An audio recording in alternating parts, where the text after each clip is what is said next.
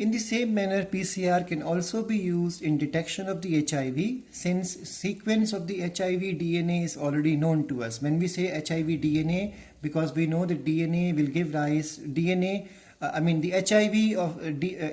RNA is supposed to undergo reverse transcription to give rise to DNA, so that DNA will be called as the complementary DNA. So since the sequence of the HIV complementary DNA is already known, its amplification can help in detecting of the HIV DNA in the blood or the tissue sample. So same method again, if there are some HIV in the body, if we take the sample, we can easily identify if the HIV or the complementary DNA of HIV is in the sample of the blood, because PCR will magnify it or amplify it. So this is how PCR helps in the HIV detection also. And now if you go through the sample paper of this year, you can see this question has been asked in the sample paper. Now there is another point which is called as interferons.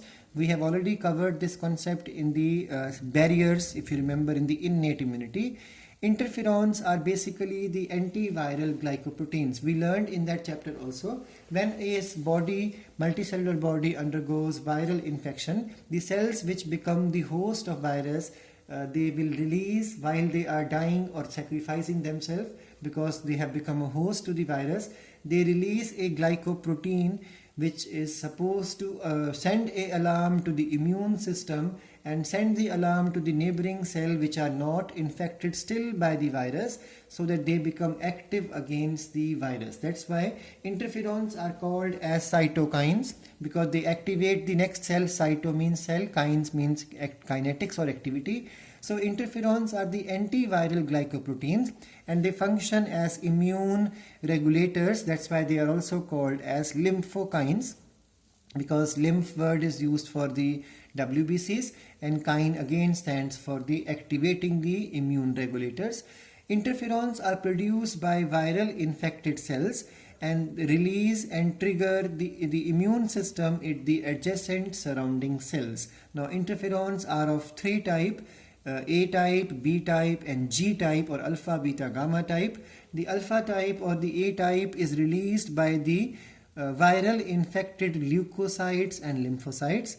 B type is synthesized by the viral infected fibroblasts in the connective tissue and the epithelial cells along with the leukocytes.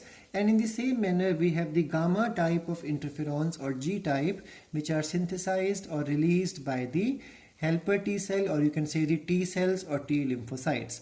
Now just remember that our DNA technology in the interferon synthesis is involved in colon bacilli, which is called as the E. coli, and even the treatment of the hepatitis B, cancer as well as AIDS. So when we synthesize the interferons, these interferons are of very much importance, so that's why they are prepared by the rDNA technology, and they are synthesized with the help of the E. coli, and they are used in treatment of hepatitis B, cancer as well as AIDS.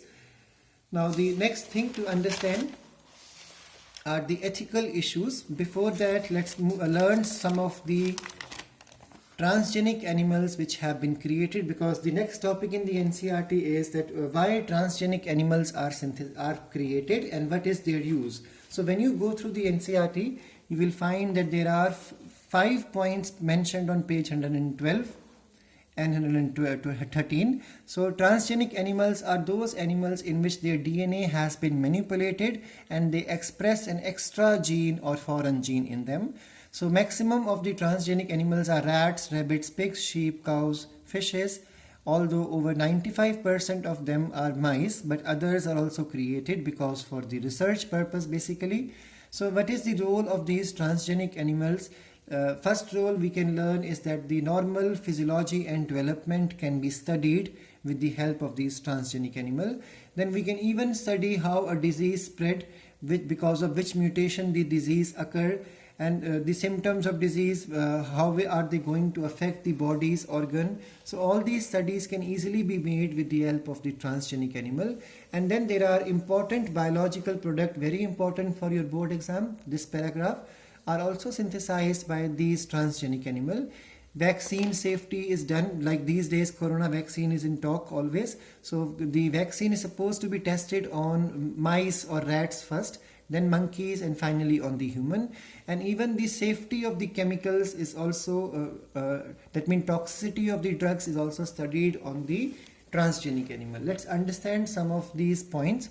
So there is a protein which is called as alpha-1 antitrypsin. This protein is supposed to be used for treatment of emphysema.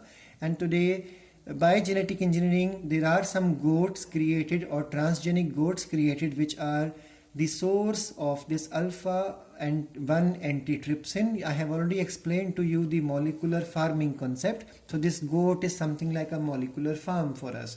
In the same manner, there are blood clotting factors, especially the factor number 8, factor number 9, even 11th also. These factors are synthesized in genetically modified sheep. And then we have cows, in which the lactoferrin is in great amount.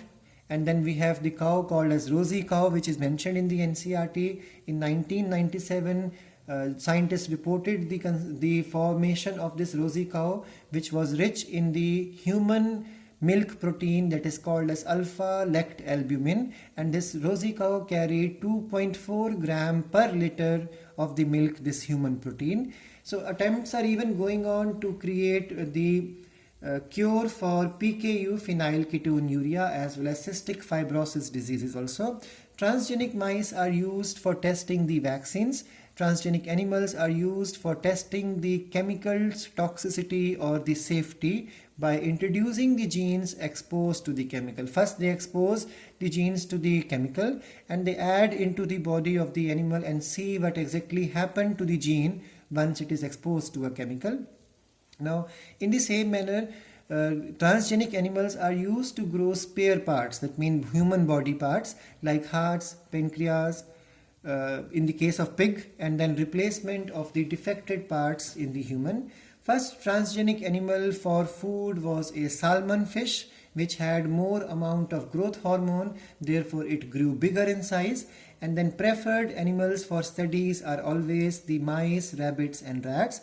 Rabbits are also the molecular farms because through their milk we obtain alpha-1 antitrypsin, we obtain growth hormone as well as interleukins. And the first transgenic cow was the rosy cow, which had more milk and human protein, that alpha-lactalbumin protein was rich in the milk of rosy cow.